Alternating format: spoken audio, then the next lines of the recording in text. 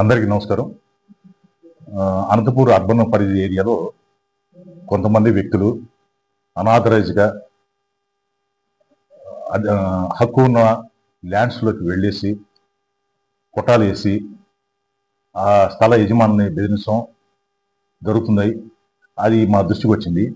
ఈ విషయంలో కొంతమంది మాకు వచ్చి కంప్లైంట్ చేస్తూ ఉన్నారు.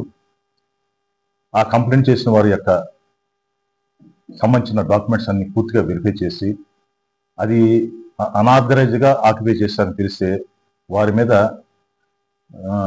కఠినమైన చర్యలు తీసుకోవడానికి కూడా వెనుకాడం. కాబట్టి చాలా మందికి మేము చెప్పేది ఏంటంటే, రిక్వెస్ట్ చేసేది అంటే, అనాథరైజ్గా మీరు పట్టా ఉన్న ల్యాండ్స్లోకి వెళ్ళేసి వాళ్ళకి ఇబ్బంది కలిగించవద్దని చెప్తున్నాం.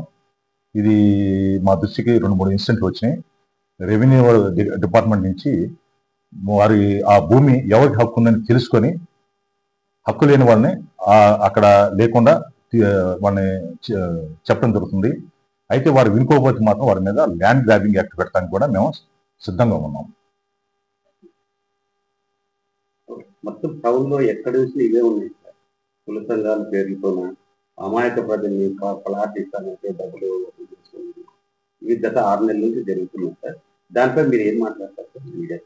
నేను చెప్తున్నది కదా, ఎవరైనా ఫిర్యాదుదారుడు వచ్చి మాకు కంప్లైంట్ చేసి ఆ డాక్యుమెంట్ అతనికి కరెక్ట్గా ఉందా లేదని వెరిఫై చేసుకోవాలి.